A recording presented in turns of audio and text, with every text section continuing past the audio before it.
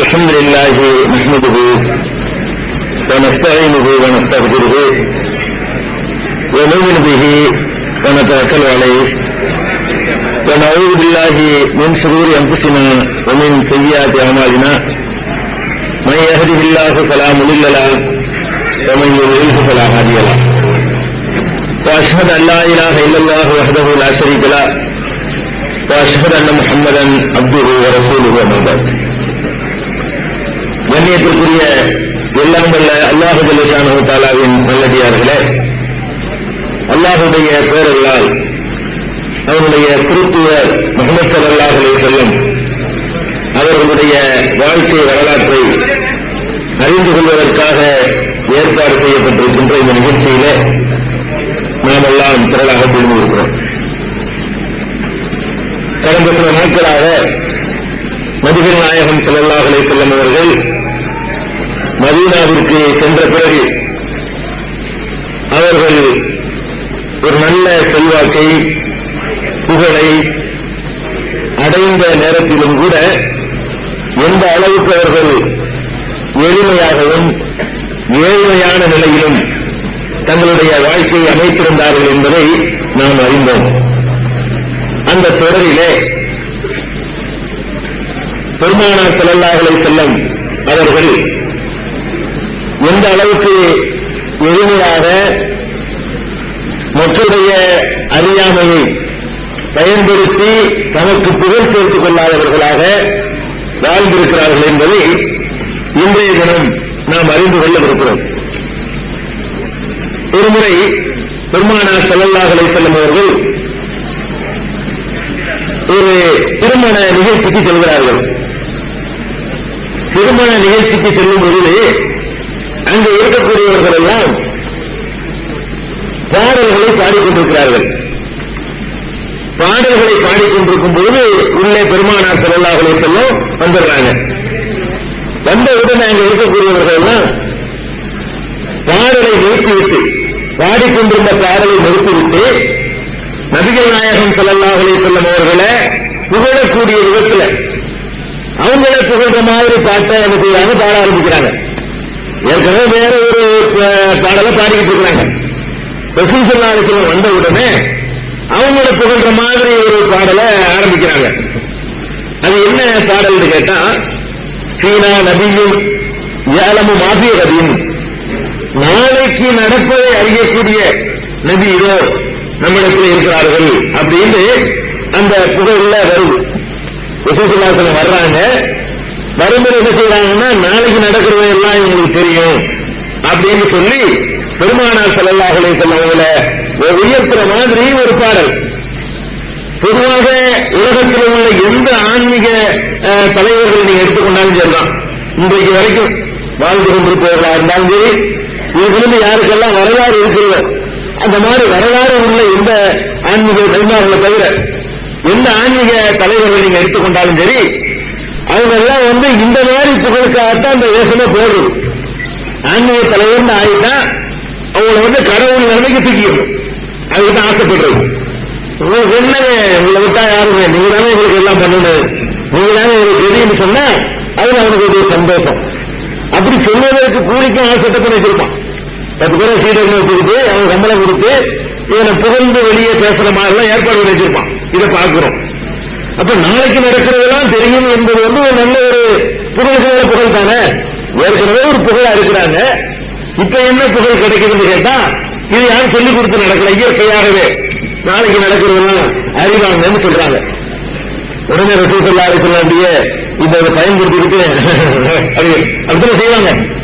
எல்லாரும் புகழ் செய்வான். அவனை புகழ்ந்து சொன்னா அவனுக்கு அந்த தகுதி இல்லாட்டா கூட அதை கேட்கவே ஒருத்தன் ஆசை இருக்குங்க. இந்த புகழுக்கு ஆசைப்படுறதுக்கு பாருங்க, இந்த புகழுக்கு ஆசைப்படுறது என்பது அந்த ஒரு நேரத்தில் மாத்திரம் எவ்வளவு பெரிய அறிவாளியும் மடையனாவது நீங்க பாத்தீங்க. எவ்வளவு பெரிய ஷார்ப்பா சிந்திக்கிறவனா இருந்தாலும் சொல்றாங்க, புகழக்கூடிய நேரத்தில் அந்த கொஞ்ச நேரத்தில் முட்டா போயிடும். இப்ப நீங்க அரசியல்வாதிகள் இருக்கான்னு, இந்த அரசியல்வாதிகளை மேடையில் வைத்துக் கொண்டு அவனுடைய அடிவரடிகள் இருக்கான்ல, அவன் மயக்க பிடிச்சுக்கிட்டு புகழுவான். புகழுவான்னா அது பொய்யின்னு நல்லா யாருக்கும் தெரியும். அந்த அந்த மாதிரி புகழ்வான்.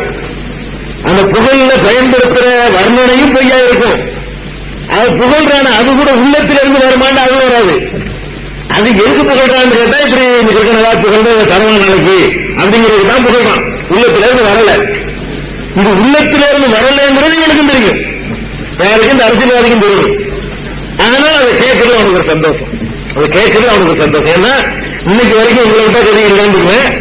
நேற்று அங்கவே புகழ்ந்துருவான். அந்த வேலை தெரியும். அரசியல்வாதிகள் புகழ்கிறவன் இந்த காக்கா பிடிக்கிறவன் ஒரே இடத்துல செய்ய மாட்டான். எப்போதுமே அதுக்கு போன 2 மாசம் முன்னாடி அங்க புகழ்ந்துருப்பான். அங்க வாங்குறத வாங்கியிருப்பான், கிடைக்கிறவங்க இங்க வந்திருப்பான். இப்போ இங்க இருக்கிற அங்க போயிருவான்னு தெரியும். சொல்லிட்டு போக இதை கேட்கிறவன பைத்தியக்காரன் ஆக்குறான்.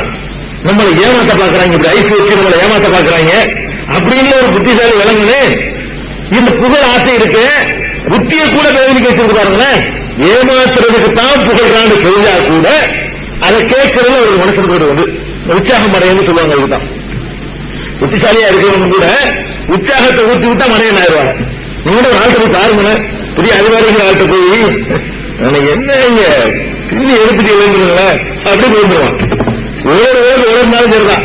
அவன்கிட்ட போய் சொல்லுங்கள பார்ப்போம், அந்த ஒரு வாட்டி விட்டு ஒரு பாயிண்ட் அடிக்கலாமா இவனை கிண்டல் கொண்டு வச்சுனாலும் சரி அது ஒரு சந்தோஷம். அது அப்படின்றான். அதை ஏற்றுக்கிறதே மறுக்காம ஒரு பக்குவமா இது மனுஷன் எல்லாத்தையும் உண்டு. எல்லாத்தையும் இந்த கிருக்குத்தனம் உண்டு. அந்த காலத்து மன்னர்களுக்கு இருக்குன்னே ஆள் வச்சிருந்தாங்க. அரசவை கவிஞர்னு சொல்லி இதை கேட்டாதான் அவங்களுக்கு வேலையே செய்ய முடியும். அரசவை கவிஞர்னு வச்சிருப்பானவங்க கதையில கூறினவங்க இவங்களை 4 வார்த்தை புகழ்ந்து சொன்னாதான் அப்புறம் அடுத்த எடுத்து வைக்க முடியும். அது ஒரு பேர் மாதிரி எங்களுக்கு. இந்த அரசவைக்கு சம்பளம் கொடுத்து கவிஞர்களை நியமிச்சு வச்சிருந்தாங்க. இருக்கிற 10,000 வெளிநாட்டில தான் நீங்க பாரி ரூபாய் வாங்கிட்டு போவாங்க. அந்த காலத்தில் புலவனுக்கு சோறு போட்டவன் யாரு? மன்னர்கள் தான் போட்டாங்க. எதுக்கு போட்டாங்க? தமிழ் கொடுக்கா இவங்களை புகழ்ந்து இருக்கு. இவங்களை புகழ்ந்து தான் என்ன பொன்முடி தோத்துக்கொல்லாம் ரோட்ல பிளாட்பார்ம்ல கிடப்பான். அதுக்கு கூட கவனிக்க மாட்டாங்க. அதை புலவேண்டு வருவான். அப்படி ஆகா ஓஹோ நம்மன கடவுள் மான் பிஜேபி புகழ்ந்தவுடனே அழிவுறா 2 கிலோ தங்கத்தை கொடுறான். அவ்வளவு நான் கேட்ட சந்தோஷத்துல இப்படிதான் மன்னர்கள் இருந்திருக்காங்க. படிக்கிறவங்க இந்த புகழ் இருக்குனாக்குதுல இப்படி வார்த்தையை சொல்றான், காசு எடுத்தா இவன் செய்யறான். இதை விட கூட இன்னொருத்தன் கொடுத்து திட்டத்துன்னு அது செய்வான்னு தெரியும். இந்த மன்னருக்கே தெரியும். நம்ம கொடுத்து 2 கிலோ புகழ்ந்துட்டான். 3 கிலோ கொடுத்து திட்ட சொன்னா அவங்க திட்டுவாங்க. இவன் காசு செய்யறான்னு தெரியும். தெரிஞ்சாலும் 3 வேலை செய்யாது. பெருமானார் ஸல்லல்லாஹு அலைஹி வஸல்லம் அவங்களை யாரும் சொல்லாம எதையும் எதிர்பார்க்காம முகப்பத்துல அவங்க மேல உள்ள விருப்பத்தில் என்ன செய்யறாங்கன்னா நபியும் யாரும் மாதிய நபியும் நாளை நடப்புரை அறியக்கூடிய நபி இதோ ஒரு இடத்துல இருக்கிறார்னு கேட்ட உடனே கோபம் பெருமானார் ஸல்லல்லாஹு கடுமையான கோபம் வருது. உடனே எடுத்து சொல்றாங்க. சில பேர் என்ன சொல்லுவாங்க தெரியுங்களா, இந்த ஏன் ஆள்ல ஒரு அங்கே இருக்கிறீங்க, நான் வேற என்ன சொல்றேன், அவங்களா செஞ்சா நான் என்ன செய்வேன் சொல்றது ஒரு நாள் சொன்னா செய்வானா அப்படின்னு நாளைக்கு செய்ய மாட்டான். அதை விரும்பிட்டு விரும்பலைன்னு காட்டுறதுக்கான இப்ப மனுப்புற பேப்பர்ல நான் வேணாம்னு தான் சொல்றேன், அவங்களா விழுவுறாங்க. நானா விரும்புறேன். விரும்பலேங்கிறது எப்படி இருக்கணும் தெரியுமா? இப்படி இருக்கணும். விரும்பலேங்கிறது எப்படி இருக்கணும்? அன்னைக்கு குடுக்குற அதற்கெல்லாம் அடுத்த நாளைக்கு பேசக்கூடாது. அப்படி தடுத்து நிறுத்தினா தான் நெசமா சொல்றோம்னு அர்த்தம். ரசூலுல்லாஹி என்ன சொன்னாங்க தெரியுமா? கேட்ட உடனே இழுச்சுக்கிட்டே சொல்லல, உடனே கடுமையா முகத்தை வச்சுக்கிட்டு ஜாயிஹாலா நிறுத்துற அவங்க அழைத்து போடுறாங்க. அந்த பாட்டை நிறுத்திட்டு வேற பாட்டை படிக்கிறாங்க. படிச்ச வரைக்கும் அப்படின்னு விட்டு போல இது படிக்க கூடாது.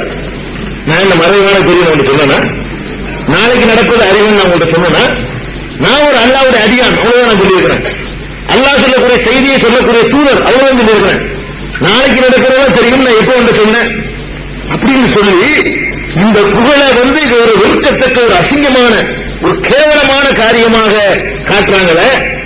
புகழ்ந்தவர்களுடைய இன்னும் சொல்ல போனா எந்த அளவுக்கு நமக்கு சொல்லித் தர்றாங்க தெரியுமா? உங்களை யாராவது நேருக்கு நேர் புகழ்ந்தார்களே ஆனால் மண்ணை அள்ளி மூஞ்சி வீசுங்கிறாங்க. இப்படி சார்பா இருந்த ஒரே ஆள் பெருமானார் ஸல்லல்லாஹு மட்டும்தான். புகழ்ந்த மூஞ்சில மண்ணள்ளி வீசிட்டு வர அளவுக்கு இந்த சமுதாயத்தை இருக்க சொல்றாங்க. நேர புகழ்ந்தான்னா ஒரு நோக்கத்து தான் போடுவான். புகழ்றவனா இருந்தா உங்களை நல்ல மரியாதை வச்சிருந்தான்னா வேற இடத்துல புகழணும். நான் நல்லவனா இருந்தா நான் கெட்டு போயிடுவாங்க. நான் மொத்தமாவே நல்லவனா இருந்தா கூட 4 பேர் ஏற்றி விட்டானா நானும் போயிடுவேன். அவ்வளவுதான். 3/4 நீங்க கெட்டு போனது காரணம் மொத்தமாக தான். அவன் பாதி கெட்டுப்பாங்க. முழுசா கெட்டு போறது காரணம் என்ன? இவங்கதான் எந்த அளவுக்கு வேண்டாலும் ஏற்றி விடுறது ஆள் வந்தவனே நம்ம தான் நம்மளை விளங்கலையோ அவன் நினைக்கிறது. நம்மளை சாதாரண நம்ம கேட்டுக்கிறோம். இப்படி இருக்கிறோம் போல இருக்கு நம்ம மனுஷன் சொல்றதுக்கு தான் அப்படி நம்ம இருக்கணும்னு நினைச்சுக்கிறோம். நம்ம பெரிய சக்தி உள்ள ஆயுதம் போல இருக்கு, நம்ம தான் புரிஞ்சுக்கிறாம இருக்கிறோம், நமக்கு பயங்கர திறமை இருக்கு போல இருக்கு, நம்ம குழு பாராட்டுறாங்க எல்லாரும் அப்படின்னு அதை வச்சு தெரிஞ்சுக்கிறான். எவ்வளவு அழகத்தினம் பாருங்க.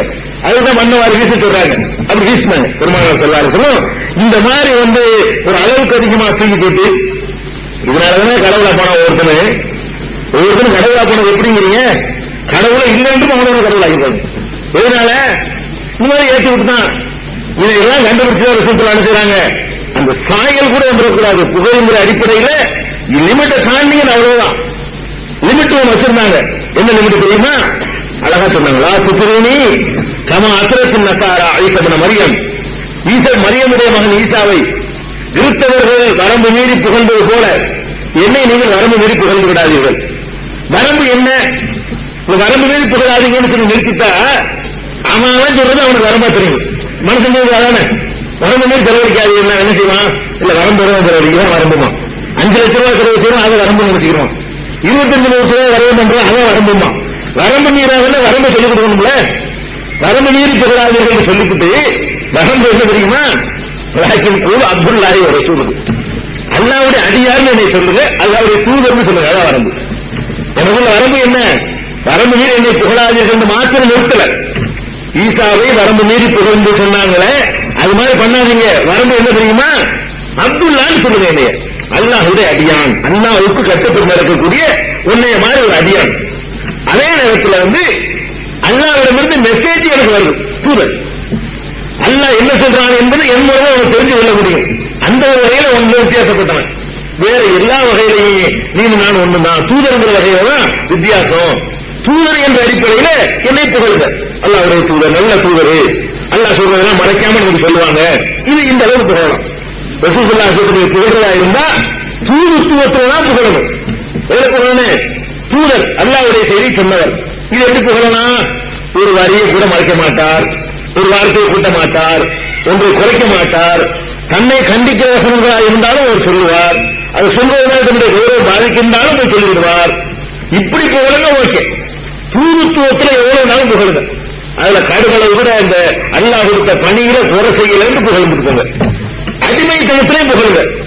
அல்லாஹ் என்று சொல்லிவிட்டால் அப்படி கட்டுப்படுவார்கள். தான் சொல்வதை முழுசாக முதலில் செயல்படுத்தக்கூடியவர்களாக இருப்பார்கள்.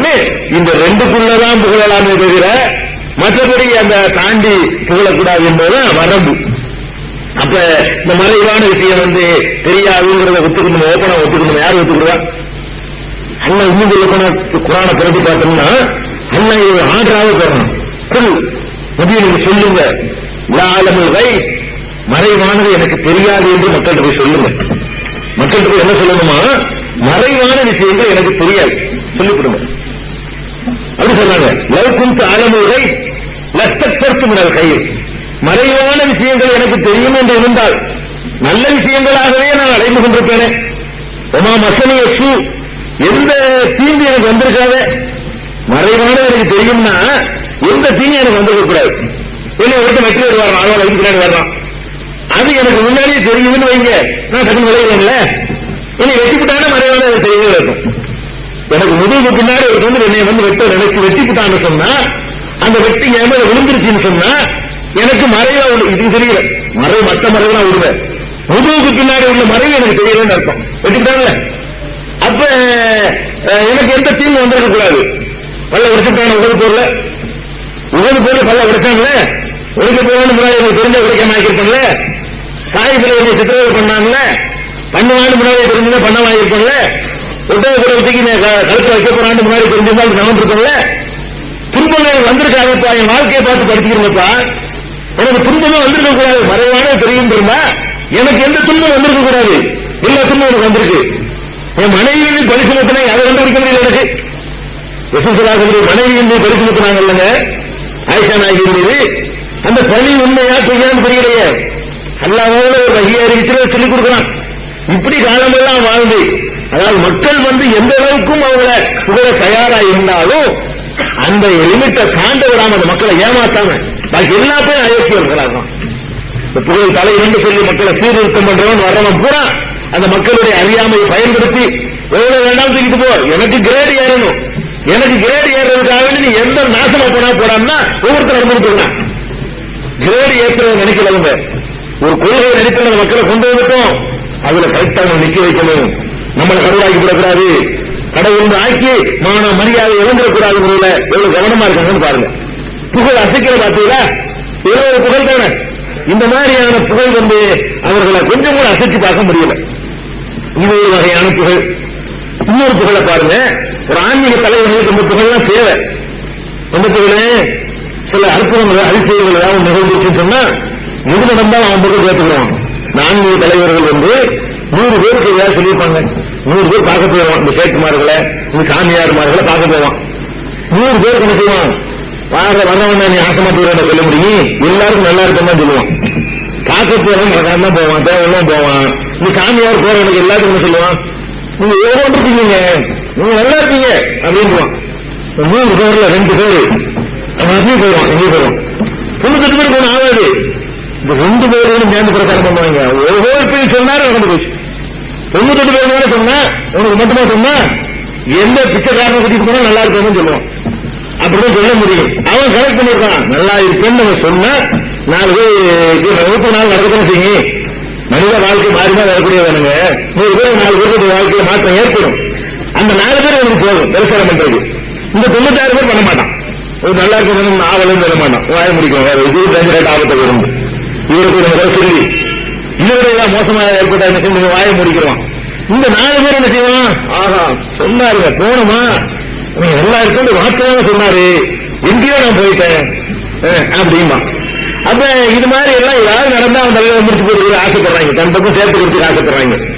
ஆனா பெருமானார் ஸல்லல்லாஹு அலைஹி வஸல்லம் அவங்களுடைய மகன் ஆசைக்கு ஒரு மகன் நல்லா கொடுத்து, இப்ராஹிம் அவருக்கு பேரு வந்து மதீனாவுல இருந்து தவறு அந்த குழந்தை மேல ரொம்ப பெரிய ரசூலுல்லாஹ்வுக்கு எந்த அளவுக்கு தெரியும்னு கேட்டா, அந்த அந்த மகன் மரணித்த அந்த செய்தியை கேட்டு அதை பார்த்து, அதாவது கண்கள் தாரை தாரையா கண்ணீர் வடிக்குது. அவங்க வாயினாலே சொல்றாங்க, அல்லாஹ்வு தகுது ஒரு கல்வி யஹ்துமு ஒயின்னாலி சிராத்திகையார் இப்ராஹிம் லமஹ்துமு. கண்கள் ரத்த கண்ணீரை வடிக்கின்றன, உள்ளமோ வேதனையால் துடிக்கிறது. இப்ராஹிமே உன் பிறகு உன்னுடைய பிரிவுக்கு நாங்கள் ரொம்ப தான் வருந்துகிறோம் அப்படின்னு ரசூல் ஸல்லல்லாஹு அலைஹி வஸல்லம் அந்த குழந்தையை பார்த்து, இப்ராஹிம் இறந்ததை பார்த்து, மகன் இறந்ததை பார்த்து அவ்வளவுக்கு கவலைப்படுறாங்க. இந்த கவலையில் இருக்கக்கூடிய நேரத்தில் அன்றைக்கு பார்த்து சூரிய கிரகணம், அந்த நேரம் பார்த்து சூரிய கிரகணம் ஏற்படுது. சூரிய கிரகணம் ஏற்பட்டா பூஜைக்காக வந்த மக்கள் தானே அப்படிதான் வர்றாங்க. அவங்க என்ன முடிவு பண்ணிட்டாங்க, ரசூலுல்லாஹ்வுடைய மகன் இறந்ததுனால பாருங்க சூரிய கிரகணம் வந்துருக்கு. சூரிய கிரகணம் கூட வேகம் நடக்கக்கூடியதானே, மாசம் மாசம் நடக்கிறது இல்லையே, எப்ப நடக்கக்கூடியது தானே. அப்படியே நடந்தா கூட சில பகுதியில் தான் தெரியும், தெரியறதுக்கு அதான் சூரிய கிரகணம் பார்க்க முடியும். அப்ப அந்த மாதிரி ஒரு சூரிய கிரகணத்தை காட்ட உடனே இன்னைக்கு சூரிய கிரகணம் ஏற்படுது, ரசூலுல்லாஹ்வுடைய மகன் வேற இறந்திருக்கிறாங்க, இதுக்காகத்தான் சூரிய வானம் வந்து துக்கம் அனுப்பிக்குதுட்டாங்க. இருந்த ஆளுங்க எல்லாருமே என்ன பேசிக்கிறாங்க, வானம் வந்து துக்கத்தை அனுப்பிக்குது, ரசூலுல்லாஹ்வுடைய மகன் இறந்ததுனால சூரியன் கூட தன்னுடைய ஒளியை நிறுத்திருச்சு அப்படின்னு சொல்லி பேசிட்டு இருக்காங்க.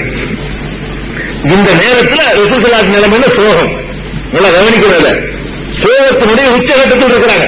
மகன் இறந்த கவலையில சோகமா இருக்கிறாங்க. இந்த சோகமா இருக்கிற நேரத்தில் என்ன பேசினாலும் நம்ம கண்டுக்கவே மாட்டோம். சோகத்துல அந்த ஸ்டடி, அந்த நிதானம் தவறாம என்ன பேசுறாங்க காது கொடுத்து வாங்கிட்டு இருக்கிறாங்க. அந்த நேரத்தில் வந்து சொல்றாங்க, அப்படி சொல்லாதீங்க, சூரிய சந்திரனுக்கு கிரகணம் ஏற்படுவது வந்து யாருடைய மரணத்திற்காகவும் ஏற்படாது, யாருடைய பிறப்புக்கும் ஏற்படாது. அந்த மக்கள்கிட்ட பயம் பண்ற நிலைமை இது. மகன் இறந்திருக்கும் போது அவங்களுக்கு ஒரே நிகழ்ச்சி மனசு வருமா, சரி இன்னும் சொல்லிட்டு போறாங்க.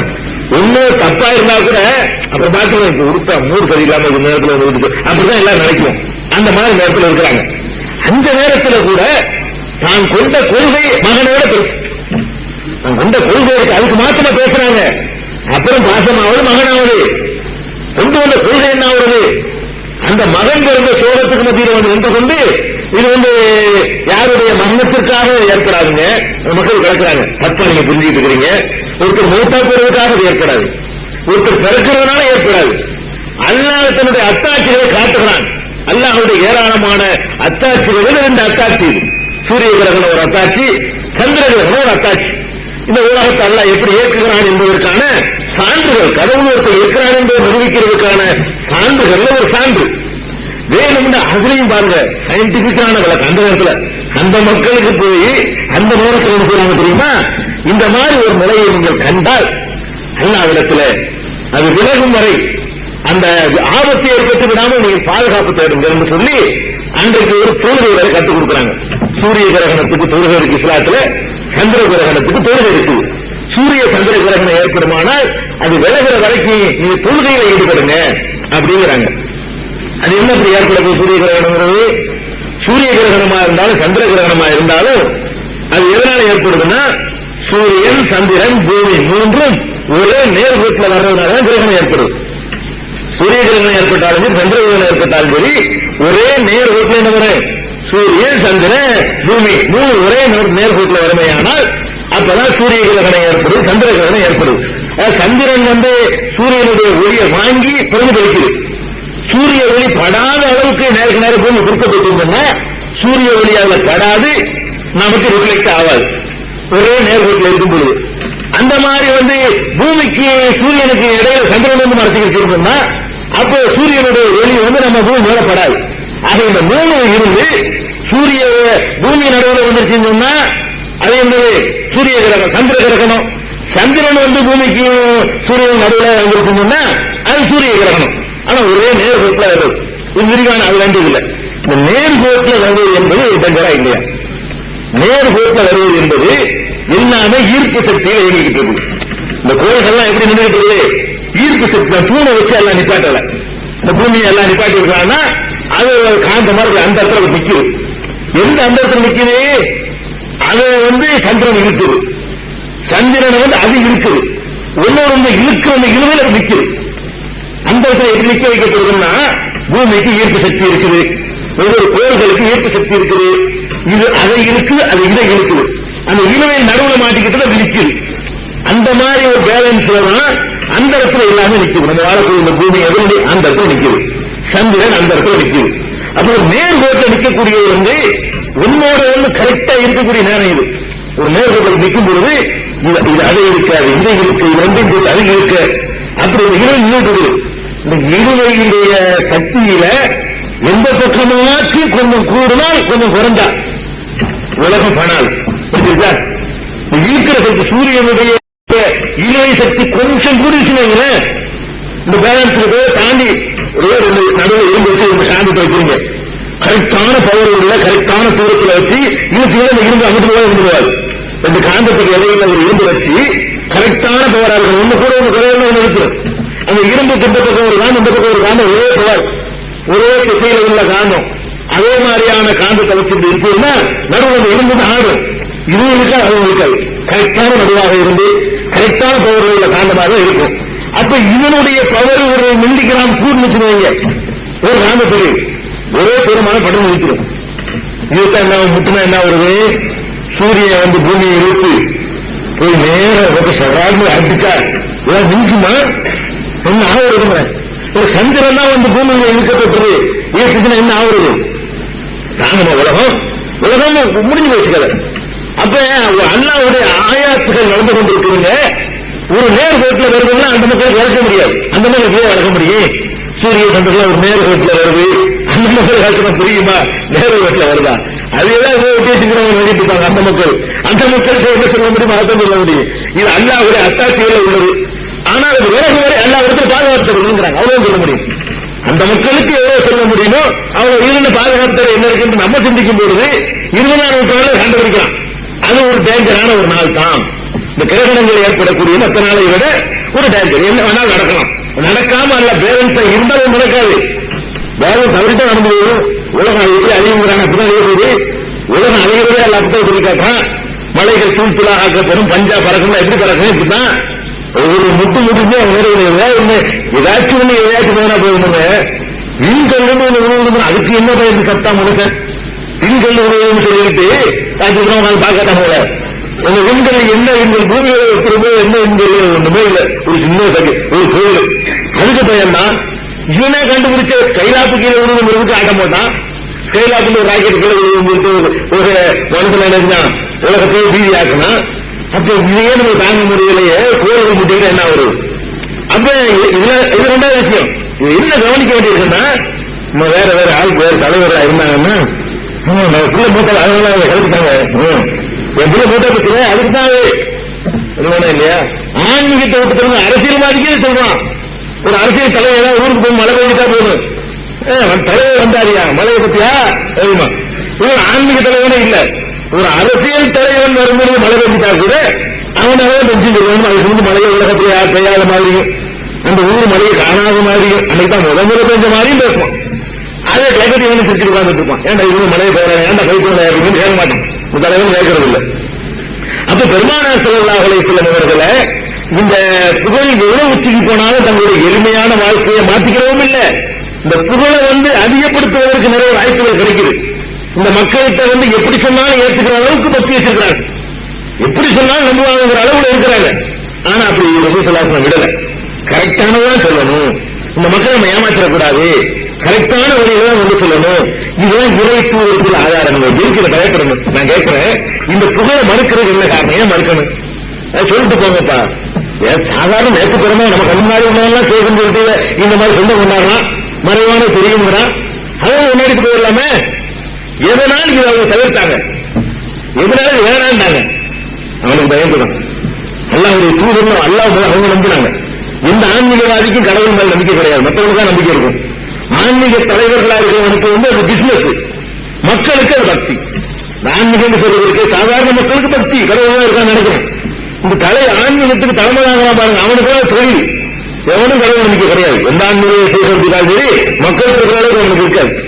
பெருமானார் ஸல்லல்லாஹு அலைஹி வஸல்லம் அவங்களுக்கு மக்களோடு அதிகமா இருக்கு. அவங்க எந்த கொள்கையை கடவுள் கொள்கை சொல்றாங்க அதுல அவங்களுக்கு கூடுதலான நம்பிக்கை இருக்கு. அதே மாதிரி முஆத் இப்னு ஜபல் இந்த சம்பவங்களுக்கு எல்லாருக்கும் தெரியும். பல ஊர்களுக்கு சுத்தி பார்த்துட்டு பல ஊர்களுக்கு போறாரு. போனா அங்க ஒரு அதிசயமான காட்சியை பார்க்கிறாரு. அவருக்கு அது அதிசயம். என்ன அதிசயம்னா, அந்த நாட்டில் உள்ள தலைவர்களுக்கு எல்லாம் மக்களுக்கு விழுந்து காலில் விழுந்து சைதா செய்யறாங்க, சஜிதாவே செய்யறாங்க. மன்னர்களுக்காக வேண்டி அந்த மக்கள் சஜிதா செய்யக்கூடிய காட்சியை பார்க்கிறாங்க. பார்த்த உடனே அவங்க மனசுல என்ன ஓடுதுன்னா, என்னடா இந்த மாதிரி ஆள்களுக்கு நம்ம சைதா செய்யறாங்க, நம்ம ரசூல் ஸல்லல்லாஹு அலைஹி வஸல்லம் எவ்வளவு பெரிய ஆளு, இந்த அற்புதமான இந்த துன்யாவுடைய தலைவர்களுக்கு எல்லாம் பண்றாங்களே, நம்ம எவ்வளவு காட்டுமிராண்டியா இருந்த மக்களுக்கு நல்லொழி காட்டின ரசூல் ஸல்லல்லாஹு அலைஹி வஸல்லம் நம்ம செய்யலாமே அப்படின்னு மனசுல நினைத்துக் கொண்டு மதீனாவுக்கு வர்றாரு. வந்தவுடனே ரசூல் ஸல்லல்லாஹு அலைஹி வஸல்லம் கேட்கிறார், அல்லாஹ்வுடைய தூதரே, நாங்க பல ஊர்களுக்கெல்லாம் போனேன், தாய்த்தகும் எத்தனை மருதுபானி இல்லவும் தங்களுடைய தலைவர்களுக்கு சஜிதா செய்யக்கூடிய காட்சியை நான் பார்க்கிறேன். மக்கள் எல்லாம் தங்களுடைய தலைவர்களுக்கு சஜிதா செய்கிற காட்சியை நான் பார்க்கிறேன். நீங்க வந்து சஜிதா செய்யறது தகுதியான ஆளு, அவங்களுக்கே சஜிதா செய்யும் பொழுது உங்களுக்கே நாங்க செய்யக்கூடாது அப்படிங்கிறாங்க. உடனே ரசூல் ஸல்லல்லாஹு அலைஹி வஸல்லம் சொல்றாங்க தெரியுமா, செய்யாதீங்கப்பா, செய்யக்கூடாது. இப்ப நான் உசுரோடு இருக்கும்போது இப்படி பண்றீங்களே, ஆனா ஐத்த லவ் மரத்ததி கபரி அந்த கஷ்டத்திலகு என்னுடைய அடக்கத்தலத்தை நீ கடந்து செல்ல வேண்டிய நிலை ஏற்பட்டால் அதற்கு கூட நீ சஜிதா செய்து விடுவாயா அப்படின்னு கேட்கிறாங்க. அவரு சொல்ற அடக்கத்தலத்துல சஜிதா செய்ய மாட்டோம், உசுரோடு இல்லை அப்படிங்கிறாங்க. அப்ப ரசூல் ஸல்லல்லாஹு அலைஹி வஸல்லம் சொல்றாங்க, பலாத்த போல அப்படி செய்யாதீங்க, அடக்கஸ்தலத்துக்கு எப்படி சஜிதா செய்யக்கூடாதோ அதே மாதிரி அடக்கஸ்தலத்துக்கு போகிறவங்க நான், அதனால எனக்கு சஜிதா செய்யாதீங்க. இன்னொரு அறிவிப்புல லவ் குன்து ஆமுர அஹதன் யஸ்துதலி அஹதின் அமர்த்தும் மரத்தை அந்த தஸ்துதலி வருகிறா. ஒரு மனுஷனை இன்னொரு மனுஷனுக்கு சஜிதா செய்யுமாறு நான் உத்தரவிடுவதாக இருந்தால் அது அனுமதி இல்லை. ஒரு பேச்சுக்கு உத்தரவிடுவதாக இருந்தால் கணவனுக்கு அப்படி செய்யுமாறு மனைவிக்கு உத்தரவிட்டிருக்கானே, அதுக்கு அனுமதி இல்லையே. கணவன் மனைவி அவனுக்கு அந்நியமா இருக்கிறாங்க, இவன் அவருடைய எல்லா விதமான செலவு போக்குவரத்து பொறுப்பேற்றுக் கொண்டிருக்கிறான். அப்படி இருந்து கூட கணவனுக்கு மனைவி அதை செய்யக்கூடாது, அதுக்கே நான் உத்தரவு போடல. நீ என்ன எனக்கு வந்து நீ சஜிதா செய்யறங்கிற, என் கால விடக்கூடாது. இவ்வளவு கடுமையாக சொல்லி 14 நூற்றாண்டை காப்பாற்றிட்டு வர்றோம். வாழ்ந்துகிட்டு இருக்கிற காலத்திலே நான் சொல்றேன் கேட்க மாட்டேங்கிறாங்க. இந்த தலைவர்களை பாருங்க, இந்த தலைவருக்கு இந்த நிகழ்வு தலைவருக்கு வித்தியாசம் என்ன, நான் வேணும் தானே சொல்றேன், விழுந்துருவாங்க ஏன் வாங்கினேன். இந்த தலைவருடைய சொன்னா மீற மாட்டாங்க. இந்த தலைவர் எப்படின்னு கேட்டா ஒரு சொன்னாருன்னா நடிக்கிறது நமக்கே தெரியும், சும்மா சொல்றாண்டு. அதாவது நான் உதவி பெருமை வைக்கிற காலில் அந்த தலைவர் சொல்ற உருவாக தாண்டு எனக்கு அர்த்தம் என்ன வரும்னா உருவ சொல்றான்னு நான் விளங்கிறேன். அவன் உருவாதன்னு சொல்றாங்க, அவன் வாயில சொல்றான், உள்ளத்துல என்ன வச்சு அதனால நான் மீறுறேன். எனக்கு நல்லா மனசுக்கு என் மனசுல தெரியுது, இவன் சும்மா சொல்றான். உணவு ஆசைப்பட்டு தான் இப்படி சொல்றான், பேப்பருக்காரனுக்காக வேண்டி விமர்சிக்க கூடாது சும்மா இப்படி சொல்றான். நான் நாளைக்கு விடுவேன். உண்மை இப்படி மிதிப்பான், அடிப்பான், கிட்ட வராதான்னு சொல்லுவான், நான் விட மாட்டேன். அப்ப ரசூலுல்லாஹி சொல்றாங்க, அன்னைக்கு சொல்ல ஒண்ணுதான். அன்னையிலிருந்து 14 நூற்றாண்டு ஆச்சு. எவனாச்சும் கருதுனானா 1400 வருஷத்துக்கு தாண்டினது கூட அவங்க உத்தரவு இருக்கும்போது விழுந்ததில்லை. அவங்க அடக்கஸ்தலத்திலும் யாரும் விழுந்ததில்லை. உத்தரவு அப்படி அந்த உள்ளத்துல தைக்க அந்த உத்தரவு நெசமா சொல்றாங்கன்னு வழங்கணும். மக்கள் நம்பிக்கை இருக்கணுங்க. இந்த உத்தரவு உண்மையில தான் வருது. அந்த அவர் பர்ஃபெக்டான வாழ்க்கை நடந்தவருடைய வாய்கள் வந்தா தான் நெசமா சொல்றாங்கன்னு விளைக்கிறேன். அரசியல் என்ன சொல்றாங்கன்னா, மக்களே நீங்கள் மரத்தை எல்லாம் வெட்டக்கூடாது, பஸ்களை எல்லாம் கொளுத்தி விடாதீர்கள் சொல்லுவான். நாளைக்கு 10 எரியும். கொளுத்தாலும் கொளுத்து அர்த்தம் இருக்கு. அதாவது அவங்க அதை பத்தி சிந்திச்சே இருக்க மாட்டாங்க. இந்த மாதிரி பண்ணிவிட்டார்கள். நீங்கள் பஸ்களை கொளுத்துவது நம்முடைய நோக்கம் இல்லை, மரங்களை வெட்டுவது நம்முடைய நோக்கம் இல்லைமா. காலையில பார்த்தா மரங்கள் காஞ்சி கிடக்கும், பஸ்கள் எல்லாம் கொடுத்தது என்ன அர்த்தம் அழகா புரிஞ்சுக்கிறான். செய்யாம செஞ்சுட்டு அர்த்தம். இப்படிலாம் வழிமுறைலாம் இருக்கு, ஏன்டா அப்படி செய்யாம இருக்கிறீங்கிறது அப்படி என்ன அப்படியே சொல்ல முடியும், கொளுத்துன்னு சொல்ல முடியும். இவன் பேச மாட்டேங்கிற கூடாது, அவன் மாட்ட மாட்டேங்கிறான், இவன் மாட்டக்கூடாதுல்ல, கொடுத்துன மக்கள் பேச முடியும். கொடுத்தாங்கன்னு பேசி இப்பெல்லாம் வழி இருக்கிறா, என்ன செய்யாம இருக்கிறாங்க. வேற கட்சிக்காரர்கள் தலைவர்களுக்காக செய்கிறார்கள், அதை பார்த்து நீங்க செய்கிறார்கள். அது இருக்க மட்டும் ஏற்படுது அரசியல். இவங்க பாசைக்கு அர்த்தம் ஒன்று வழங்குதா? இந்த மனிதர்கள் கிடையாதுங்க. சொன்னா எந்த சுகாதான் வெளியே ஒண்ணு உள்ள ஒண்ணு கிடையாது. அதனால அந்த வார்த்தைகள் உள்ளத்துல தைக்குது. ஒரு சின்ன சம்பவம், இவர் உள்ளத்துல ஒரு வார்த்தைகள் ஆள் உயர்ந்தவர்களுக்கு ஒரு ஆதாரம் சொல்வதா சார்ந்து சொல்றதா ஆயிரக்கணக்கில் சொல்லலாம். ஹக்கீம் பின் ஹிசாம் என்று ஒரு நபித்தோழர். அவர் மதீனாவுக்கு பக்கத்தில் உள்ள கிராமத்தை சேர்ந்த ஒருத்தர். அவர் ரசூலுல்லாஹி ஸல்லல்லாஹு அலைஹி வஸல்லம் பார்க்கிறதுக்கு வர்றாரு. எப்போ வர்றாருன்னா நல்ல செழிப்பான காலத்துல வர்றாரு. செழிப்பான காலம்னா இந்த காலத்துலாம் சேர்ந்து இஸ்லாமிய சாம்ராஜ்யம் நல்லா வளர்ந்து ரசூலுல்லாஹி ஸல்லல்லாஹு கடைசி காலம் நல்லா ஒட்டகம் ஆரம்பிச்சு கொடுக்குற அளவுக்கு. அதாவது ஒரு சிறப்பு வரி இல்லாத நிலைமையெல்லாம் மாறி போய் அவங்க மட்டும் இப்படி இருந்துக்கிட்டாங்க. ரசூலுல்லாஹி மாத்திரம் அந்த லெவல்லையே கடைசி வரைக்கும் இருந்துட்டாங்க. மக்களுக்கு நல்ல அள்ளி கொடுத்துட்டு இருந்த ஒரு நேரம். அப்ப என்ன செய்யறாருன்னா தெரிஞ்சுக்கிட்டு அவர் நல்ல வாட்ட சட்டமா இருக்காரு. அவரே சொல்றாரு, நான் நல்ல வாட்ட சட்டமா இருப்பேன், நான் ரசூலுல்லாஹி எனக்கு ஏதாவது கொடுங்க, இல்ல நிறைய தந்திருக்கிறாங்கல்ல, நானும் தகுதியான ஆயிட்டானே அப்படின்னு சொல்லி அவர் கேட்கிறாரு. என்கிட்ட ஒண்ணும் இல்லைன்னு. அப்ப ரசூலுல்லாஹி சொல்றாங்க, உனக்கு வேணும்னா நான் தர்றேன், வேணும்னா நான் தர்றேன். ஆனா எது நல்லது தெரியுமா, நீங்க ஆசை கையேண்டாம நீங்க உழைச்சி திங்கிறது இருக்குல்ல, அதான் நல்லது. ஆனா நீ வேணும்னா உனக்கு தர்றேன் அப்படிங்கிறாங்க ரசூலுல்லாஹி சொல்லுவோம். அவர் என்ன சொல்றாரு தெரியுமா, அது நல்லது, நான் அதையே செஞ்சுக்கிறேன் அப்படின்னு போயிடுறாரு. போன பிறகு அதுக்கப்புறம் ஒரு லட்சம் சாப்பிட்டு இருக்காரு. அபூபக்கர் ஆட்சி இவருடைய முயற்சியெல்லாம் தெரியும். ரொம்ப சிரமப்படுறாரு தெரிஞ்சு கஷ்டப்பட்டு எனக்கு மட்டும் கேட்சி அப்படித்தான் வாழ்ந்து கதவை எடுத்து வாழ்ந்துட்டு இருக்காரு. கூப்பிட வர்றாங்க,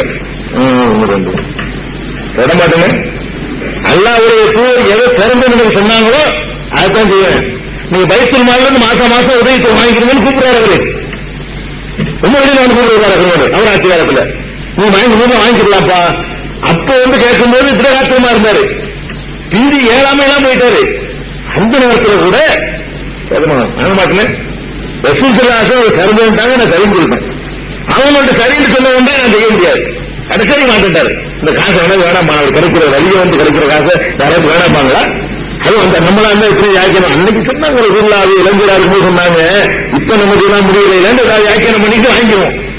அவருக்காக அந்த வார்த்தையை அப்படி உள்ளத்துல பதிஞ்சு வச்சு பசுமர தாண்டி மாதிரி வாங்க மாட்டேன், உழைச்சு இருந்தார்ல. நம்முடைய சவுக்கு, இந்த ஒட்டகத்தை ஓட்டுற சவுக்கு கீழே இருந்தா, காட்டை கீழே இருந்தா அதை எடுத்து கேட்க மாட்டாராம். யார்த்தையும் கேட்கக்கூடாது, இதை கூட கேட்க மாட்டேன் அப்படின்னு உருத்தத்தையும் ஒரு உதவியும் வாங்காம எந்த உதவியும் வாங்கக்கூடாது. அவர் எந்த போய் புரிஞ்சுக்கிட்டு போயிட்டாருன்னா எந்த சந்தர்ப்பத்திலும் எந்த உதவியும் வாங்குவதில்லை, பேனாவை கேட்கறதில்லை. இப்படிலாம் அப்படி சின்ன அர்த்தமானதுல இருந்து பெரிய வரைக்கும் வாங்குறதுங்கிற அளவுக்கு அவங்க நடந்தா. எதுக்கு சொல்றேன்னா, இப்படிப்பட்ட தோழர்கள் ஒண்ணு சொன்னாங்கன்னு அப்படி கட்டுப்படக்கூடிய தோழர்கள். அதெல்லாம் ஏன் கட்டுப்பட்டாங்கன்னா உண்மையாக சொல்ற காரணத்தினாலதான். அதுல கூடுதல் குறைவுலாம் கிடையாது, நடிக்கிறது கிடையாது, யதார்த்தமா சொல்றதுக்கு 2 அர்த்தமே கிடையாது. எதை சொல்றாங்களோ அது சொல்லுடைய அர்த்தம் தான். உள்ள ஒண்ணு வச்சுட்டு வெளியே ஒண்ணு சொல்றது கிடையாது என்று விளங்கி வச்சிருந்தாங்க. அதனால சைலா செய்யவான்னு கேட்டதுக்கு வேணான்ட்டாங்க. என்னோட முடிஞ்சிருக்கு. அதுக்கு யாரும் செய்யவே இல்லையே. அந்த விரும்பலான்னு செய்ய மாட்டாங்க. அவங்க விரும்புறாங்களான்னு மட்டும் தான் பார்ப்பாங்களே தவிர விரும்பலன்னு செய்ய மாட்டாங்க. அவங்க விரும்பாத ஒன்றை முகத்தில் நம்ம செய்யக்கூடாது. அப்படி புரிஞ்சு வச்சிருந்தாங்க. அதே மாதிரி அனசர்கள் இல்லாமல் அறிவிக்கிறாங்க. உலகத்தில் உள்ள படைப்பினங்கள்லேயே எங்களுக்கு ரசூல் ஸல்லல்லாஹு அலைஹி வஸல்லம் அவர்களை விட விருப்பமானவர் யாரும் கிடையாது. அனசர்கள் சொல்றாங்க, உலகத்தில் உள்ள யாரை விட ரசூல் ஸல்லல்லாஹு அலைஹி வஸல்லம் தான் எங்க உள்ளத்தில் அதிகமான விருப்பத்துக்குரியவங்க. அவங்க அளவுக்கு நாங்க தாய் தந்தை யாரையும் கூட ரசிக்க மாட்டோம். அப்படி இருந்தும் கூட நான் சஹாபாக்களாகிய நபித்தோழர்களாகிய நாங்கள் ஒரு சபையில் நாங்கள் இருப்போம். இருக்கும்போது நபி ஸல்லல்லாஹு அலைஹி வஸல்லம் அவர்களை கண்டுவிட்டால் யாரும் எதிர்க்க மாட்டோம். இன்னொரு ரிவாயத்தில் அறிவிப்புல எங்களை நோக்கி அவர்கள் வந்தால் நாங்கள் எந்திரிக்க மாட்டோம். உட்கார்ந்துருப்போம், எல்லாரும் உட்கார்ந்துருப்போம். ரசூல் ஸல்லல்லாஹு அலைஹி வஸல்லம் வருவாங்க, எங்களை நோக்கி உட்கார்ந்துதான் இருப்போம். ரசூல் ஸல்லல்லாஹு அலைஹி வஸல்லம் வருவாங்க, ஒரு ஆள் எந்திரிக்க மாட்டோமே அப்படிங்கிறாரு. ஏன் எழுந்திரிக்க மாட்டோம் கேட்டா அதை நபி ஸல்லல்லாஹு அலைஹி வஸல்லம் அவர்கள் வெறுத்தார்கள். ஒரு தனக்காக எழுந்து நிற்பதை அவர்கள் அறவே விரும்ப வேண்டாம். இப்படி தெளிவா மனுஷனுக்கு புரியுற மாதிரி சொல்லணுங்க. ஒவ்வொருத்தரும் புரிஞ்சுட்டாங்கல்ல. இவர் சொன்னாங்க விரும்புறதை தாண்டா இப்படி சொல்றாருன்னு நினைக்கிறோம். நம்ம இன்னைக்கு அவங்க சொன்னதை எப்படி புரிகிறாங்க? விரும்புறத நெசமா விரும்புறதுன்னு புரிஞ்சுக்கிட்டாங்க. அதனால ஒரு ஆள் எந்திரிக்கிறதுல பெருமானார் ஸல்லல்லாஹு அலைஹி வஸல்லம் வரும்போது ராலி வரணும். பெருமானார் ஸல்லல்லாஹு அலைஹி வஸல்லம் வரும்போது எந்த ஒரு சஹாபியும் எழுத நிற்க மாட்டாங்க. இன்னும் சொன்னாங்க ரசூல் ஸல்லல்லாஹு அலைஹி வஸல்லம், யார் ஒருவன் தனக்காக பிறர் எழுந்து நிற்க வேண்டும் என்று விரும்புகிறானோ அவன் தன்னுடைய தங்குமிடத்தை நரகத்திலே உத்தரவு செய்து கொள்ளட்டும், பதிவு செய்து கொள்ளட்டும். எனக்காக ஒருத்தர் எந்திரிச்சு நிற்கணும்னு ஆசைப்பட்டேன்னா நரகத்துக்கு ரிசர்வ் முன்கூட்டி முன்பதிவு பண்றோம், முன்பதிவு செய்து கொள்ளட்டும். அவன் நரகத்துக்கு முன்பதிவு செய்யறான்டாங்க. அப்படி கண்டிச்ச ஒன்றை அவங்க செய்ய மாட்டாங்க. எது நரகத்திற்கு முன்பதிவு செய்யக்கூடிய காரியம் இருக்குதோ அந்த காரியத்தை அவங்க செய்ய மாட்டாங்க. இப்படியான அந்த புகழ வந்து எழுந்து நிற்பவர் மனிதனுக்கு புகழ் அதிகரிக்கும். புகழே அதுலதான் வளர்றது. எப்படி வளரும் கேட்டா, இந்த காலத்தில் இந்த சில சினிமாக்கள்ல எம்ஜிஆர் முதலமைச்சர் வந்தாருன்னு எப்படி முதலமைச்சர் வந்தாரு? எப்படி வந்தாருன்னா அதை யோசிச்சு பார்க்கணும்ல. 10 பேர் உட்காந்துருப்பான். என்ன செய்வான் தெரியுமா? சினிமாவுக்கு போகும்போது கூட்டிட்டு போவோம், காசுல ஒரு கவனம் கூட்டி பண்ண வந்துடும். அரசு நடத்துறதுக்காக வேண்டி இந்த கட்சிக்காரங்க யாரு அந்த கட்சியில் அவங்க வச்சு ஓட்டு வாங்க ஒரு திமுகவுடைய பேச்சாளர் சொல்றாரு, நாங்க எம்ஜிஆர் படம் இருக்குங்க, நாங்க வந்து கூட்டிட்டு போவோம். எங்க சைக்கிள் யாரு நடராஜன் என் வேலை கேட்கிறேன். நான் சைக்கிள் கடை வச்சிருந்தேன். சைக்கிள் கடையில ஓசி சைக்கிள் கொடுத்து வாங்கடா, வாத்தியார் கூட பார்க்க போகணும், கூட்டிட்டு போவோம். என்ன கண்டிஷன்? படம் வரும், நான் சொல்லும்போது கை கட்டணும், நான் சொல்றவங்க கை கட்டணும்னு சொல்லி கூட்டிட்டு போவோம். டிக்கெட்லாம் எடுத்து கொடுத்து தேட்டர்ல வந்து உட்கார வைக்குவோம். உட்கார வச்சோன்னு கட்சி ராஜா பிலிம்ஸ் வழங்கும் அண்ணே கட்டவான்னு கேட்பான். இல்ல கட்டாடா மலைக்கோளம் அண்ணே கட்டவா கட்டாடா எப்ப சொன்ன மக்கள் திலகம் எம்ஜிஆர் வழங்கும் அதட்டாமா அதட்டது. அதான் இப்படி 4 பேர் தட்டினால்தான் செல்வாக்கு கூடும். செல்வாக்கு கூடுறதுனால கட்டுவதில்லை, கட்டித்தான் செல்வாக்கு கூட்டுறது. நீங்க நல்லா விளைவிக்கணும். செல்வாக்கு இருப்பதனால கட்டவில்லைங்க. விசில் அடிச்சு அடிச்சு செல்வாக்கு 2 பேர் அடிச்சாங்கன்னா முக்கியமான ஆளா இருப்பார்கள் கேட்டு ஒரு இமேஜ் உண்டாகும். அப்போ 4 பேர் அடிப்போம். அடுத்த நேரம் 4 அடிச்சவங்க என்னடா விசில் பயங்கர சத்தமா கூடுவ, நம்ம அடிக்காட்டி நல்லா இருக்காது, நம்மள ஏற்றுக்கணும் இருக்க. எப்படி இந்த மனிதர்கள் இந்த நாட்டில் உருவாக்கப்படுறாங்கன்னா இப்படி கட்டுவதன் மூலமாகத்தான் உருவாக்கப்படுறது. அதே மாதிரி எந்திரிச்சு நிற்ப ஒரு ஆளுக்கு எந்திரிச்சு நிற்கிறேன், எந்திரிக்காம நிற்குவான். எந்திரிக்கிறத பார்த்தா பயங்கரமான ஆள் போல இருக்க. அவனுக்கு தெரிஞ்ச ஒரு 10 பேர் எந்திரிக்கான்னு 100 எந்திரிச்சிருவான். அவன் நினைக்குவான் எந்திரிக்கான், உனக்கு தான் பெரிய வேலை இருக்கு, இன்னும் ஃபேமஸான ஆள் போல இருக்கு, எந்திரிக்கணும் அப்படியே நினைச்சிருவான். இப்படி எந்திரிக்க வச்சு ஒருத்தர் எந்திரிக்கிறத பார்த்து எந்திரிக்க வைக்கிறது, கை கட்டி செல்வாக்கு வளர்க்கிறது, விசில் அடிச்சு செல்வாக்கு வளர்க்கிறது அப்படின்னு சொல்லிட்டு இப்படி எல்லாம் ஒரு கிறுக்குத்தனமாக செல்வாக்கு வளர்ப்பதற்கு எல்லாம் பயன்படுத்தப்படுது. காலில் விழுறதுனால எதுக்கு சொல்றான்? காலில் விழுறது உலகம் தான் பார்க்குது. பார்த்தா காலில் எல்லாம் ஒரு அளவுக்கு தியாகம் பண்றாங்க, நம்ம வேட்டையாச்சும் போயிடுவோம். அது ஒரு மென்டலா நம்மளை தயார்படுத்துறது. அவன் கர்மவனுக்கு விசிறு கொடுக்குறான், காலில் விழுகிறான், வேலை தாண்டா காலில் விழுகிறான், நம்ம தலைவிக்கு வேட்டாக கொடுக்கூடாதா அப்படின்னு அந்த மென்டல் அவன் வந்து வெளிப்படையாக லாபத்துக்காக செய்யறான், அதை செய்ய வைக்கப்படுறான். தீ கொடுக்கிறது நினைக்கிறீங்க? தீக்குளி சாவான சாவானா மாற்றிக்கிறானா? தீக்குளி சாவானா? தீக்குளிச்சு சாவ கிடக்குறான், தீக்குளி கிடக்குறவன் ஊற்றி விட்டு குளிச்சு விட்டுட்டு தலைவருக்கா தீக்குளி தண்டில் விடுறாங்க. எவன் போய் மனதை உறுதி குளிப்பான்? அப்படிலாம் கிடையாது. என்ன சொல்லி கூட்டு போறதுன்னா விளையாட்டு சொல்ல சிரிக்கிறது சொல்லல. ஒருத்தர் சொல்றாரு கேட்கலாம் பேர் வரும், மண்ணை ஊற்றி தீ குளிக்கிற மாதிரி போடுவோம், தீ குளிக்கிறது பிடிச்சி அரசு பண்ணிடுவாங்க, ஃபேமஸ் ஆகிருந்து கூட்டிட்டு போயிடுறது. மண்ணெண்ணெய் ஊற்றி போயிட்டு கொடுப்பாங்க. அவனை சாவுறதுன்னு கூட்டிட்டு போறதில்ல, மண்ணெண்ணெய் ஊற்றுறோன்னா போலீஸ் வேலை பிடிச்சிருவான்னு நினைச்சுதான் கூட்டு போறவன. அவனை கூட்டிட்டு போகும்போது விளையாட்டு சொல்லுங்க ஒரு வார்த்தை தான். எவனாச்சும் இவங்க மேல பெரிய பிரியமா இவங்க எல்லாம் சாவுறதுக்கு இருக்கவங்களா இருக்காங்க? அதெல்லாம் கிடையாது. நீ இப்படி பண்ற பேப்பர்ல பேர் வரும்டா, தீக்குளிக்கணும் ஒரு கைது வரும், அது ஒரு முக்கியமான கதவு கிடைக்கும், சீட்டு கிடைக்கும், கிடைக்கும். ஒரு தியாகி மாதிரி காட்டிட்டேன்னு சொன்னா அடுத்த சீட்டு கிடைக்கும் அப்படின்னு அவன் ஊத்துற வேலை வேணும், பரவாயில்ல ஊத்துவான். அரசியல் நடத்துறவன் இவனை வச்சு ஜெயிக்கிறவன் இருப்பான்ல, அவன் ஊற்றி விட்டுருவான். ஐயோ ஆமான ஆளுக்கு எதுக்கு இது இப்படி தீ குளிக்கணும்னா செல்வாக்கு ஏறும். அதாவது மக்கள் எவ்வளவுக்கு கீழே போறான் அவனுக்காக வேண்டி அவ்வளவுக்கு இவனுடைய மதிப்பு ஏறும். இவனுக்காக மக்கள் கீழே போகணும், தன்னை நாயை விட கீழே ஆக்கிக்கணும், காலை விழுந்து கழுவணும், காலில் விழுந்து கும்பிடணும். அவன் நாக்குனால சொல்லக்கூடாத வார்த்தையெல்லாம் அதெல்லாம் சொல்லி அவனை புகழணும். இப்படி எல்லாம் தன்னை எவ்வளவுக்கு ஒருவன் கீழே எந்த அளவுக்கு இப்படி சொன்னா தலைவா நீ ஆணையிட்டால் நான் மனத்தை கூட தின்பேன்னு சொன்னான்னா அவன் கிரேடு. சொல்லலாமா? இப்படி சொல்றது விரும்புறான். மனத்தை திங்கிற அளவுக்கு மக்கள் இருக்கிறாங்கல்ல, நம்ம எல்லாம் ஏமாத்துறோம் அப்படின்னு அந்த மனிதனாக ஒரு எண்ணத்தை உண்டாக்குறது, சொல்ல அதிகப்படுத்துறது. இப்படிதான் வேற தமிழ்நாட்டு அரசியல், இந்தியாவுடைய அரசியல் இப்படிதான் வளர்ந்திருக்கிறது. உலகம் பூரா இப்படிதான். அப்ப பெருமானார் ஸல்லல்லாஹு அலைஹி வஸல்லம் அவங்களை எழுந்து நிற்கிறதை காட்சியோட செல்வாக்கு வளர்த்திருக்கலாம். உட்கார வச்சே செல்வாக்கு, இவங்க எழுந்து நின்ற வச்ச செல்வாக்கு போலித்தன செல்வாக்கு, உட்கார வச்சுக்கிட்ட உண்டாக்குற செல்வாக்கு 1400 வருஷம் அடையல. அண்ணாதுரையுடைய செல்வாக்கு அண்ணாதுரையோட காலி கதை. அண்ணாதுரையுடைய செல்வாக்கு அண்ணாதுரை இருந்தோட சரி, எம்ஜிஆருடைய செல்வாக்கு எம்ஜிஆர் இருந்தோட சரி. புரிஞ்சு வச்சு இந்த மனிதருடைய மாமனிதருடைய செல்வாக்கு பாருங்க. எவனையும் காலில் விட சொல்லல, எவனையும் எனக்கா எதிர்த்து சொல்லல, விசிலடிக்க சொல்லல, முன்னாடி 2 பின்னாடி 2 ஆண்டு பந்தா காட்ட சொல்லல, நீங்க நான் ஒண்ணுதான் சொல்லி ஒரே மாதிரியே நடந்துகிட்டாரு. இன்னைக்கு பேசிட்டு இருக்கிறோம். இன்னைக்கு பேசுறவங்க எம்ஜிஆர் அப்படி பேசுறான், சொல்லுவாப்போம் என்ன பேசுறான், அது கொஞ்ச நாளுக்கு அதாவது அந்த அளவுக்கு பேசுறானா இருக்கும்போது பேசுற அளவுக்கு. இப்ப யாரை பேசினா பதவி கிடைக்கும் அதான் பேசுவான். பேசுறவங்க பதவிக்காக செல்வாக்காக பேசுறது, ஒரு வசதி லாபத்துக்காக பேசுறது. அப்ப சுத்தமாக அந்த மக்களை உண்டாக்குற காரணத்தினாலதான் சைலா செய்யாத மக்கள், விட்டு நிற்காத மக்கள், அவங்கள கடவுள் நிலைக்கு வசத்தாத மக்கள், காலில் விழாத மக்கள், அந்த மக்களை உருவாக்கிட்டு போனாங்க. அவங்க ஒரு சின்ன ஒரு உத்தரவாதம் அப்படியே கேட்பாங்க.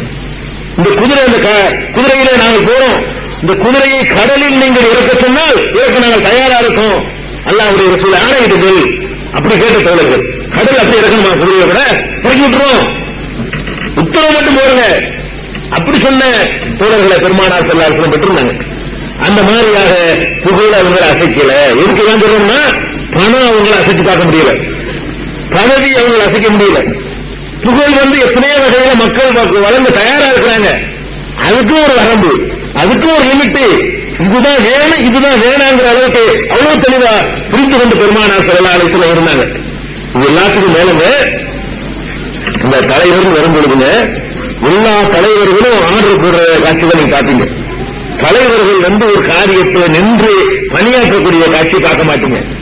கந்தக்கு போர், அகழ் போர் நடக்குது. அகழ் போர்னா என்ன? எதிரிகள் எல்லாம் ரொம்ப அதிகமா திறந்துட்டாங்க. இதுக்கு முந்தையெல்லாம் மக்காவாசியோடு சண்டை போடுவாங்க, மக்காவாசியோடு சண்டை போடுவாங்க. அகழ் போர்னு சொல்லக்கூடிய அந்த போர் நடக்கக்கூடிய நேரத்தில் சுற்று வட்டாரத்தில் எல்லாரும் ஒரு யூனிட்டா உண்டாயிட்டாங்க. பிஜேபி கூட்டணி வச்ச மாதிரி இத்தனை கட்சி கூட்டணி மாதிரி பெரிய கூட்டணிகள் உண்டாயிட்டாங்க. எல்லாம் சேர்ந்து அட்டாக் பண்ண வர்றாங்க. மக்காக்காரம் மட்டும் வந்தா ஃபைட் பண்ணி போடலாம், அது வேற ஏதாவது ஒரு காரணம் வந்தா அடிச்சு போடலாம். எல்லாரும் பேசி வச்சிருக்கு, இந்த ஆளுடைய கை வாங்கிக்கிட்டு விடக்கூடாது, இதோட ஒரு சமாதி கட்சி ஆகணும்னு சொல்லி அவ்வளவு பேரும் பிளான் பண்ணிக்கிட்டு அழிக்கிறதுக்கு வரலாம் பெரும் கூட்டமா. அப்ப எடுத்து நிக்கிற அளவுக்கு வலிமை இல்லை, மக்கள் சக்தி பத்தல. அப்ப என்ன பண்றாங்கன்னா அகழ் தோண்டுவோம், அதாவது உள்ள இருந்து கொண்டு அவங்க தாக்குறது.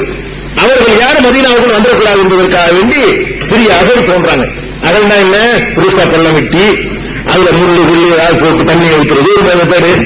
முள்ளு ஏதோ குதிரை கூட இறங்க முடியாத அளவுக்கு போடுறது, நெருப்பு மூட்டி விட்டுறது, அந்த இறங்க நெருப்புகளை மூட்டி விட்டுறது, இப்படி பலவிதமான அகழ்வுகள் திட்டங்கள் நடந்திருக்கு கடந்த வரலாறுகள்ல. அதுல சல்மான் பார்த்தி அவருடைய யோசனையின்படி அகல் வர்றாங்கன்றவன வந்தான்னு சேர்றதுக்கு 2 மாசம் ஆகுமே, எல்லாம் இருந்து வர்றான்னு தகவல் கிடைச்சி அவன் போட குட்டியாங்க தங்கி எல்லாம் வந்து சேர்றதுக்கு அது டைம் எடுக்கும். வர்றாங்கிற மெசேஜ் கிடைச்ச உடனே அப்ப இவங்க இப்படித்தான் எதிர்கொள்ளணும். போய் எதிர்கொண்டோம்னா ஒரு நசுக்கு குருவி கொஞ்சம் அமுகமா அமைக்கிறாங்க, கோழி கொஞ்சம் அமுகமா அமைக்கிறாங்க, பெருங்கூட்டம் வருது, நம்ம கொஞ்சமா இருக்கிறோம், இங்க இருந்து கொண்டு அம்புகளை எய்து அவங்களை தாக்கிக்கிறோம் அப்படின்னு சொல்லி என்ன செய்யறாங்க, உணவுகள்லாம் ரெடி பண்ணிக்கிட்டாங்க. முற்றுகையிடுவாங்க. முற்றுகையிடக்கூடிய காலத்துல எல்லாம் உணவுகள் என்ன செய்யணும், ரெடி பண்ணிக்கிறணும். அவங்க பிரயாணத்துல வர்றவங்க ஒரு அளவுக்கு தான் கொண்டு வர முடியும். இருக்கக்கூடியவங்க சமைச்சு வச்சுக்கிற மாதிரி வர்றவங்க சமைக்க முடியாது. ஒரு கட்டத்தில் வீக்கா போவாங்க. அழகா வந்து அழகு விட்டுறாங்க. அழகு போர்களை தவிர சொல்லும்போது வருவாரு போர்கள் என்னென்ன நடந்திருக்குங்கிறதுக்கு ஏன் நடந்துச்சு, என்னென்ன போர்கள், அது 2வது வருவோம். அந்த அகழ் போர்ல அகழ் வெட்டுறாங்கல்ல, வெற்றியவர்கள் ஒருவராக இவங்க வெட்டுறாங்க. ரசூலுல்லாஹி அலைஹி வஸல்லம் எல்லாரும் நம்ம பிடிக்க அகழ் வெட்டுறாங்க. ஒரு ஃபார்மாலிட்டி தோற்றி வைக்கிறீங்க, அவங்களே அகழ் வெட்டுறாங்க, எல்லாரும் வெட்டுறாங்க. அப்ப ரசூலுல்லாஹி அலைஹி வஸல்லம் அவங்களும் அந்த சோதனையான நேரத்தில் வந்து அகல வெட்டுறாங்க. வெட்டும் பொழுது அந்த மண்ணை வந்து வெட்டுனதுல, அதாவது ஃபார்மாலிட்டிக்கு வெட்டுவாங்க சில பேர், அதாவது வெட்டோன்னு காற்று வெட்டுவாங்க, வேலை செய்யறாங்க பார்க்கலாம். இந்த கூட்டத்தில் நின்றுகிட்டு சில பேர் நெசமாக வெட்டணும் வெட்டுவோம். சில பேர் என்ன செய்வாங்க, இருந்தோம் கணக்காற்றுக்கான வந்து வேலைக்கு இவங்க பேர் எல்லாத்துக்கும் உண்டு. சம்பளம் வாங்கிட்டு வேலை செய்யறவங்க பலவிதமான ஆள் இருப்பாங்க. அதை வாங்குற சம்பளம் வேலை செய்யறவங்க கடையில 10 பேர் இருக்கும். வீட்டுக்கு நல்லா வளர்ப்பான், 2 வருஷம் இருப்பான். முதலாளி வரும்போது மட்டும் என்ன ஆகுமா மற்றவங்க செஞ்சுட்டு இருக்கோம். கஸ்டமர் கண்டுக்கவே மாட்டான், மற்றவங்க பார்த்துட்டு இருப்பாங்க. அந்த மாதிரி சம்பளம் வாங்குறேன், வேலை செய்யணும், வேலையை திருடக்கூடாதுன்னு நினைக்கிறது இல்லை. இப்படி எல்லாத்தையும் இருக்கிறாங்க. தலைவர்கள் இந்த மாதிரி உள்ளவங்களாம் இருப்பாங்க. ரசூலுல்லாஹி அலைஹி வஸல்லம் வெட்டுறாங்களே, அகல் வெட்டுறாங்களே, அப்ப அகல் வெட்டுறதுனால அந்த மண் இருக்குல்ல, அகல் வெட்டின மண்ணு அக்குள் வரைக்கும் மண் அந்த நெசமாவே புழுந்து வேலை எப்படி கொடுத்தாங்க. ஒரு உழைப்பாளி வேலை செஞ்சு வருமான வயல்ல அவன் நீங்க பார்த்தா உங்களுக்கு புரியும், உடம்பு பூரா மண்ணா இருக்கும்ல, அப்படி அந்த காட்சி தரக்கூடிய நிலையில வெட்டிக்கிட்டு இருக்காங்க. வெட்டுறாங்கன்னா நெசமா வெட்டுறாங்க, மண்ணை அறிவிச்சு மேல கைகால் எல்லாம் அப்படி மண்ணால் வந்து அப்படியே மூடப்பட்ட நிலையில ரசூலுல்லாஹி அலைஹி வஸல்லம் கண்டக்கு அகல் போர்ல அந்த அகல் வெட்டின காட்சியை நாங்க பார்த்தோம். அதுலயும் என்ன செய்யறாங்கன்னா வயிற்றுல கல் கட்டி கொண்ட நிலையில, கருமையை தாங்க முடியாம வயிற்றுல கல் கட்டி கொண்ட நிலையில ரசூலுல்லாஹி அலைஹி வஸல்லம் அப்படி இருந்தாங்க என்பதையெல்லாம் நம்ம அந்த அகல் போர் வரலாற்றுல பார்க்கிறோம். அதே மாதிரி மத்திய நபவி மதீனாவுல பள்ளிவாசல் கட்டும்போது என்ன செஞ்சாங்கன்னு சொன்னோம்.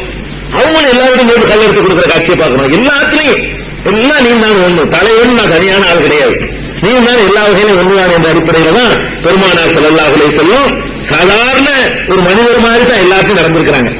ஒரு சந்தர்ப்பத்தில் ஆயிஷா கிட்ட அவர்களுக்கு கேட்கிறாங்க, ரசூலுல்லாஹி அலைஹி வஸல்லம் வெளியில தான் இப்படி இருக்கிறாங்க, அதாவது வீட்டுல எப்படி இருப்பாங்க, அது ஒரு பெரிய அளவு இல்லை, வீட்டுல எப்படி இருக்கிறது பெரிய அளவு இருக்காங்க, வெளியில எப்படி இருந்தாலும் வீட்டுக்குள்ள வந்து வேற மாதிரி தான் ஒரு மனிதனுக்கு இருக்கும். வீட்டுல எப்படி இருப்பாங்க, வீட்டுல இருக்கிற நேரத்தில் என்ன செய்வாங்க அப்படிங்கும் பொழுது ஆயிஷா சொல்றாங்க, எப்பூனுக்கு மிகனத்தி அகலி, வீட்டு வேலை இருக்குல்ல அதுவும் துணை செஞ்சுக்கிடுவாங்க, காய்கறி வெட்டுவாங்க, வேற காரியங்கள் ஏதாவது பண்ணிக்கிறாங்க, வீட்டுல நாங்க செய்யற வேலைகளை எல்லாம் அவங்களும் சேர்ந்து பங்கெடுத்துக் கொள்வாங்க என்று ஆயிஷா நாயகி சொல்றாங்க. அதே மாதிரி தம்முடைய ஆடைகள் அவங்களே தைத்துக் கொள்வார்கள். ஆயிஷா நாயகி வளர்க்கிறாங்க. சாதாரண மனிதர்கள் காட்டுற மாதிரி கிழிஞ்சு வச்சு ஆடையை தச்சுக்கிறோன்னு தெய்வ கடையில் அந்த வரைக்கும் கிடையாது. அவங்க கட்டைகளை தச்சுக்கிற வேண்டியிருக்கும். வீட்டுல கொண்டாடி சொல்லுவாங்க, ரசூலுல்லாஹி தானதான் செய்வாங்க. தன்னுடைய ஆடை கிழிந்து போச்சுன்னா அது அவங்களாக தச்சுட்டு இருப்பாங்க. அவங்களுடைய பொறுப்பு அருந்துவிட்டால் அவங்களுடைய பொறுமை முறையில் அவங்க தச்சுக்கிறாங்க. இந்த மாதிரி தச்சியை வேண்டி தொழில் செய்யக்கூடியவங்க கிடையாது, அவங்க பார்த்துக்கிறாங்க. ஆனா ரசூலுல்லாஹி அலைஹி வஸல்லம் அவங்களுக்கு எல்லாம் செய்ய ஆளுக்கு ரெடியா இருக்குது, மனைவியே செய்ய ரெடியா இருக்கிறாங்க. தன்னுடைய செருப்பை தானே பழுதுபார்த்துக் கொள்வார்கள். ஆய்வு சொல்றாங்க, தம்முடைய பொறுப்பை தாமே பழுதுபார்த்துக் கொள்வார்கள், தம்முடைய ஆடையை தாமே வைத்துக் கொள்வார்கள், தம்முடைய வேலைகளை தாமே செய்து கொள்வார்கள். வீட்டில் உள்ளவர்களுக்கும் என்ன செய்வார்கள், உடந்தையாக வேலைகளை பங்கெடுத்துட்டு இருப்பாங்க. எந்த அளவுக்குன்னா ஒரு நாள் ரசூலுல்லாஹி அலைஹி வஸல்லம் அவர்கள் கறி வெட்டிட்டு இருக்காங்க. இது யார் செய்யற வேலை, நம்ம சமூக அமைப்புல கும்பல் செய்யற வேலை. இதெல்லாம் செஞ்சா பொண்ணையும் கட்டிருப்பாங்க. எங்க ஊர்ல கொஞ்சம் வேலையை செஞ்சுட்டு இருக்காங்க. இது அர்த்தம் ஆம்பளை செய்யலாமா அப்படியே நினைச்சிட்டு இருக்குது. ஆம்பளை வேற வேலை செய்ய இங்க இருந்துட்டு போவாங்க, அதை செய்ய மாட்டாங்க வேலை. அப்போ ரசூலுல்லாஹி என்ன பண்றாங்கன்னா அந்த கறியை வெட்டிட்டு இருக்காங்க. வெட்டிக்கிட்டு போன பிலால் வந்து பக்தி தொழுக டைமாச்சு காம சொல்லுவான்னு கேட்கிட்டோன்னு அப்படியே போட்டு விட்டு சென்றார்கள், ஒரு செய்யல அப்படின்னு வருது. அப்ப இந்த கறியை வெட்டிக்கிட்டு இருந்தாங்கன்னா என்ன அர்த்தம் இருக்கு? கறி வந்து வெட்டி கொடுக்குற வேலையை ரசூல் ஸல்லல்லாஹு அலைஹி வஸல்லம் மனைவிக்கு துணையா உறுதுணையாக நின்று அந்த வேலையை பார்த்து கொடுக்குறாங்க. கறி வெட்டி கொடுக்கணும், துப்புட கரையை எடுக்கணும்னு. பெற்ற பிள்ளையே தலை தண்ணி ஊற்றுறது கூட வர மாட்டாங்க. ஒரு ஆம்பளை வீடுகளில் ஹெல்ப் பண்றது இல்லை. மனைவிக்கு அவ்வளவு ஒரு கும்பல அவ்வளவு ஒரு நம்ம ஒரு ஜீவன் தானே, ஒரு உலகம் கஷ்டப்படுறது வந்து அதெல்லாம் பங்கெடுக்க நினைக்க மாட்டாங்க. என்னமோ ஒரு பெரிய தனித்துறை தான் நினைச்சிட்டு இருக்கிற காட்சியை பார்க்கும். அதான் ரசூல் ஸல்லல்லாஹு சொன்னாங்க, ஹைருக்கும் அகலிக்கு, உங்கள சிறந்தவங்க யாரு அப்படின்னா அளவுகள் வெளியிலேயே சிறந்தவன இருந்துடும். அது கொஞ்ச நேரமான வெளி உலகம் நடிச்சிடும். இன்னைக்கு பார்த்தாலும் நான் நாளைக்கு பார்க்க போறதில்லை. இன்னைக்கு உங்கள்கிட்ட நாளைக்கு பார்ப்பேன். இப்படி நடந்துட்டு போயிடலாம். வீட்டுல அதே மூஞ்சி தினம் பார்க்கணும், ஒரே நேரம் நடந்துட்டு இருக்கணும், காலமெல்லாம் நடிக்க முடியாது. அந்த நல்லவனா இருக்கணும். அதான் அளவுகள். ஹைருக்கும் அகலிகி, குடும்பத்துக்கு யார் நல்லவனோ அவன் தான் உங்களில் நல்லவன். நல்லவன் இருக்கிற அளவுகள் பண்றதா இருந்தா குடும்பத்தில் நல்லவனா நடக்கணும். பொண்டாட்டி பிள்ளைகளுக்கு நல்லவனா நடக்கக்கூடியவன் எவனோ அவன் தான் உங்களில் நல்லவன். ஆனா ஹைருக்கும் அகலி, நான் எனது குடும்பத்தில் நான் ரொம்ப நல்ல குடும்பம் நடந்து கொண்டு கேட்டு பார்த்துக்க, என்னுடைய குடும்பத்தில் நான் அவ்வளவு நல்லவனாக நடந்து கொண்டிருக்கிறேன் சொல்லி குடும்பத்திலையும் நல்லவனாக, அங்கேயும் அதாவது மனைவியோட பெரிய எல்லா வகையிலும் உயர்ந்தவன், நீ எனக்கு அடிமை அப்படி நடத்தல. எல்லாத்திலையும் தம்பி, எல்லாத்திலையும் ஒரு சமமான உரிமை, சமமான அந்தஸ்து. அந்த மாதிரி பெருமானார் ஸல்லல்லாஹு அலைஹி வஸல்லம் வந்து எந்த வகையிலும் தன்னை வந்து ஒரு தனியார் பிரதியாக அவங்க கருதி கொண்டதே இல்லை. இது பெருமானார் ஸல்லல்லாஹு அலைஹி வஸல்லம் அவர்களுடைய புகழ், அந்தஸ்து, செல்வாக்கு இவைகளெல்லாம் அவர்களை மயக்கல. அதுலேயும் அவங்க தன்னை அல்லாஹ்வுடைய எப்படி நினைந்திருக்கிறாங்க, ப்ரூவ் பண்ணிருக்கிறார்கள் என்பதற்கு உள்ள சில சான்றுகள்.